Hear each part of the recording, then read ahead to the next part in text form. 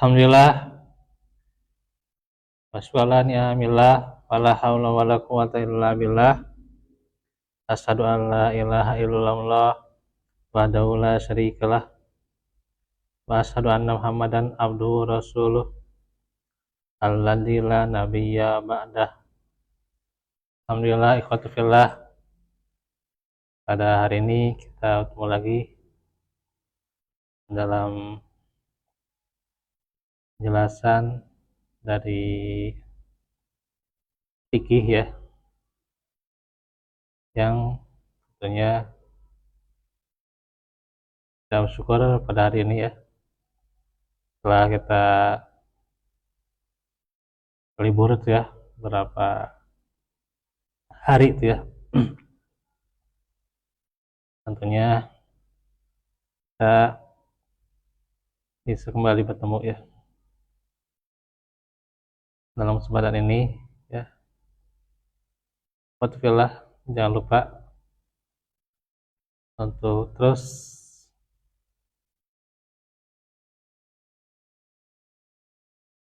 mendukung dakwah kami, di antaranya bisa juga dengan senantiasa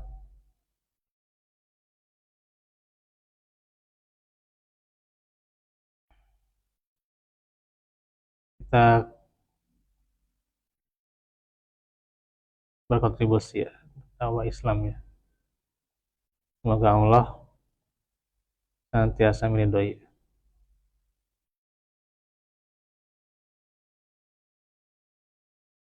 Baik, nah ini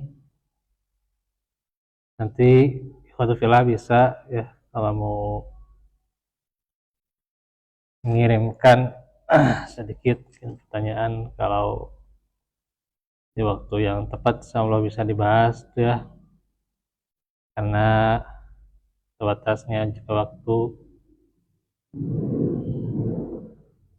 dan juga tidak semua kita bisa bahas ya. Nah,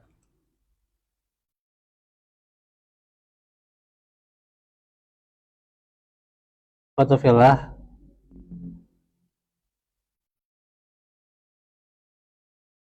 insyaallah kita akan membahas seputar permasalahan-permasalahan yang sering jadi mengganjal ya, buat kita ya, atau juga sebelumnya ini buat para akhwat ya. Kita mah sebagai pasangan yang beritahu ilmunya gitu ya, mereka para akhwat yang mengamalkan ya, maka kita tidak boleh sampai bingung gitu ya akan perkara ini gitu ya. Nah, ini belum terjadinya, memang bisa beriringan kita tentunya tahu ilmunya gitu ya, permasalahan seperti ini ya. Nih bisa disepakati mungkin ya berapa dulu gitu ya, kita bahas berapa pertanyaannya gitu ya. Oh 5 dulu lah gitu cukup ya mungkin, atau kalau ada waktu bisa nanti dilebihkan ya. Yang pertama ini bisa disimak dulu ya. Jika keluar darah haid sebelum asar ya, ini waktunya sebelum asar ya, cermatin ya, namun belum menunaikan sholat zuhur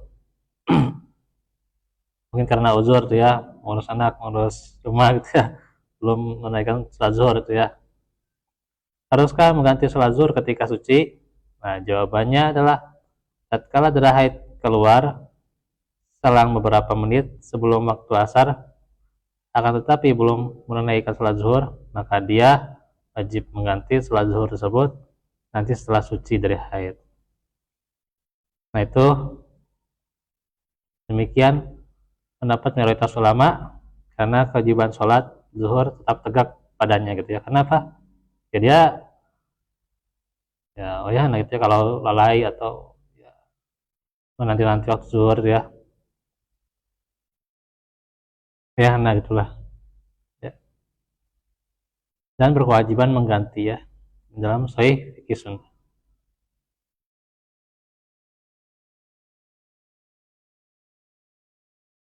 Nah, selanjutnya, jika suci haid sebelum asar, sudah suci ya sebelum asar nih, dan setelah selesai mandi waktu zuhur, telah habis waktu asar, ya kan belum waktu asar, tapi pas sudah beres mandi, waktu asar sudah datang gitu ya gitu. Apakah dia wajib menunaikan sholat zuhur? Jawabannya, maka jika wanita suci haid sebelum matahari tenggelam, dia berkewajiban menunaikan sholat zuhur dan asar di siang hari. Demikian juga sebelum terbit fajar, maka dia berkewajiban menunaikan sholat maghrib dan isya di malam itu. Karena sholat jenis pertama itu dikerjakan pada waktu sholat jenis yang kedua dalam kondisi uzur ya, kondisi safar saat haid. Demikian mayoritas ulama ya. Bagaimana dinukil oleh Syekhul Islam dalam Majmu' Sahih Fikih Sunnah. Selanjutnya, yang ketiga, di hari-hari terakhir haid ya, siklusnya gitu ya, siklus haid, seorang wanita tidak melihat darah. Sementara cairan putih belum juga keluar. Haruskah wanita itu saum di hari itu? Kalau bertepatan dengan bulan, apa yang diwajibkan saum? Ramadan. Nah, jika kebiasaan sucinya bukan dengan cairan putih, melainkan dengan jufuf atau rahimnya kering, sebagaimana yang dialami sebagian wanita, maka ia wajib saum di hari itu. Karena kebiasaan sucinya dengan apa? Rahim kering gitu ya. Namun jika kebiasaan sucinya dengan melihat cairan putih, maka tidak diperbolehkan saum sampai ia melihat cairan putih. Sehingga itu sebagai tanda berhenti haid ya. Di dalam risalah Fit Dima.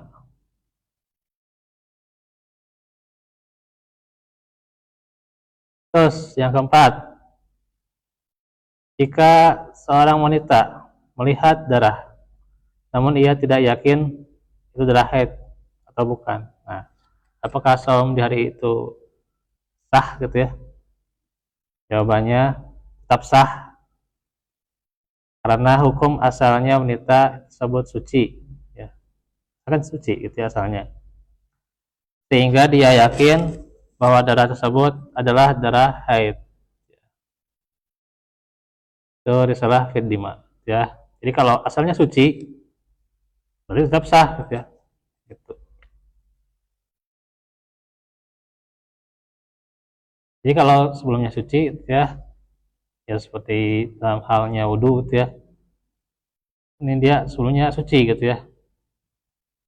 Cuman ini dia dalam keadaan tertentu gitu ya, ya keluarlah gitu ya.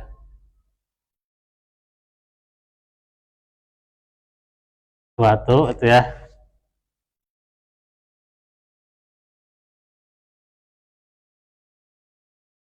Menjadi ragu-ragu ini batal atau enggak gitu ya. Nah itu dari itu ya. Karena kan nih keluar sesuatunya itu emang ketika misalnya gitu ya sudah sholat ya sudah sholat tapi dia lihat keluar sesuatu apa itu ya, nah gitu ya seperti apa itu bisa jadi itu yang haruskan dia wudhu lagi misalnya, atau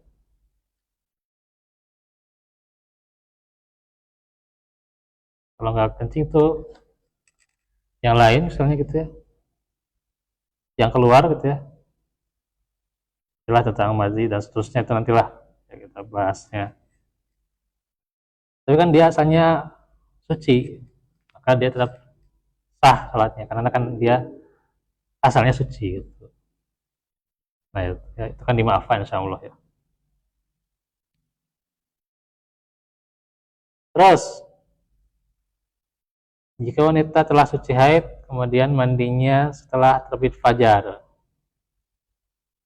lalu ya sholat dan saum di hari itu, apakah ia wajib mengganti saumnya atau tidak? Jawaban, tatkala seorang wanita itu suci haid ya, nah walaupun hanya 1 menit sebelum terbit fajar ya, dan subuh maksudnya, dan dirinya yakin telah suci, maka ia wajib saum di hari itu tepatan dengan bulan Ramadan. Saum di hari itu sah dan tidak perlu dikodok ya, karena dia saum dalam kondisi suci meskipun wanita tersebut baru mandi haid ya, sebelum terbit fajar ya, karena kan dia mandi haid ya. Tujuannya itu apa? Mandi haid ya, mandinya ya, itu nggak masalah sebenarnya kan, karena kan dia sudah niat apa ya, niat saum ya.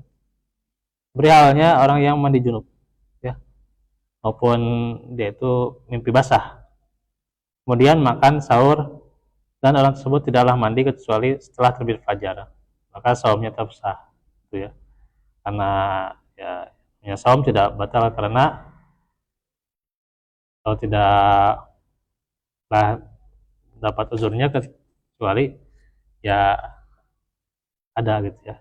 Sedangkan ini ya karena mandi junub tidak demikian gitu ya, maka dia wajib gitu ya. Nah ada beberapa perkara nih ya yang mungkin harus dibahas lagi.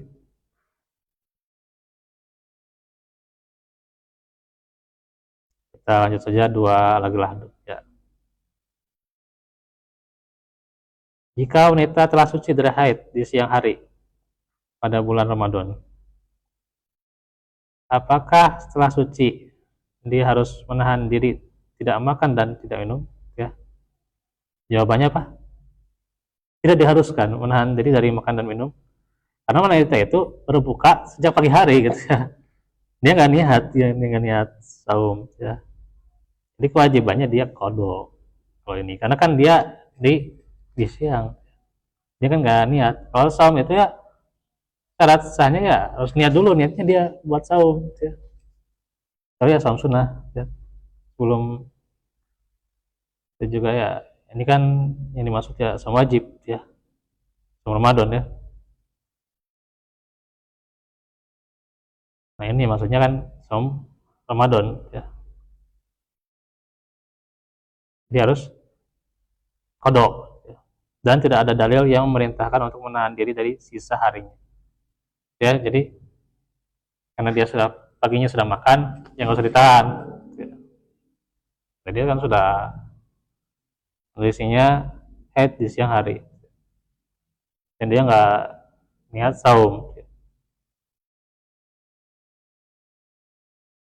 Selanjutnya, bolehkah mengkonsumsi obat-obatan mencegah haid supaya bisa saum sama-sama untuk ya bareng-bareng dengan kaum muslimin tuh ya?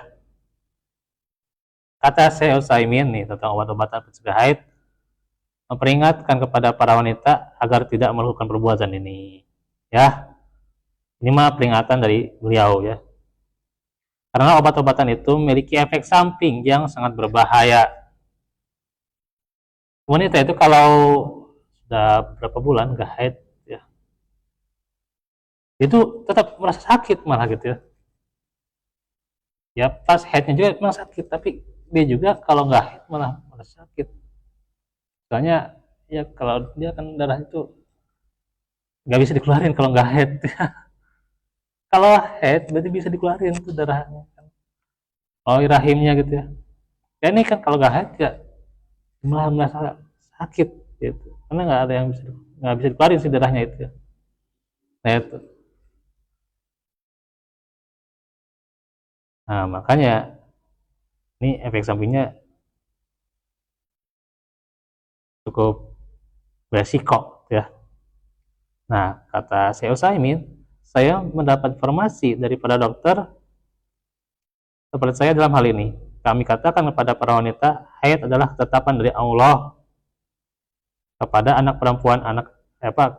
perempuan Adam ya tuh. Jadi ini qadarullah ya. Untuk anak perempuan Adam, maka terimalah ketetapan Allah Azza wa Jal, saumlah ketika tidak mengalami haid dan berbukalah ketika haid karena ridho dengan ketetapan Allah Azza wa Jal, maka itu juga berpahala. Nah, itu untuk pembahasan pertama, permasalahan seputar haid. Kita akan bahas selanjutnya di kesempatan berikutnya ya. Waalaikumsalam.